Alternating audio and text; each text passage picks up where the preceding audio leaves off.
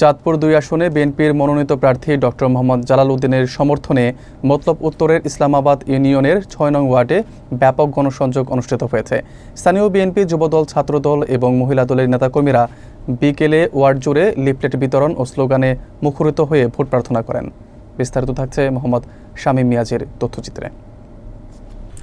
চাঁদপুর ২ আসনে বিএনপির মনোনীত প্রার্থী ডক্টর মোহাম্মদ জালাল উদ্দিনকে বিজয়ী করতে মাঠ পর্যায়ে নেতাকর্মীদের ব্যাপক তৎপরতা দেখা যাচ্ছে।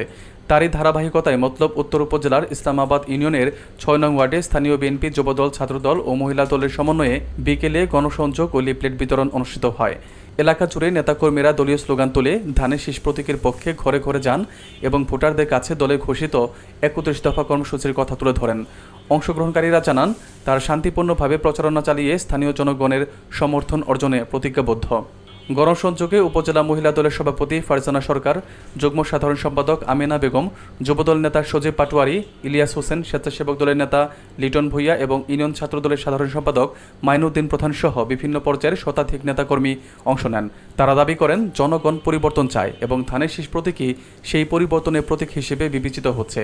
তাই তারা প্রত্যাশা করছেন, জনগণের ব্যাপক সাড়া তাদের প্রার্থী বিজয় নিশ্চিত করবে। দিনব্যাপী এই প্রচারণা কর্মসূচির মাধ্যমে ওই ওয়ার্ডে নির্বাচনী উচ্ছ্বাস আরও জোরদার হয়েছে।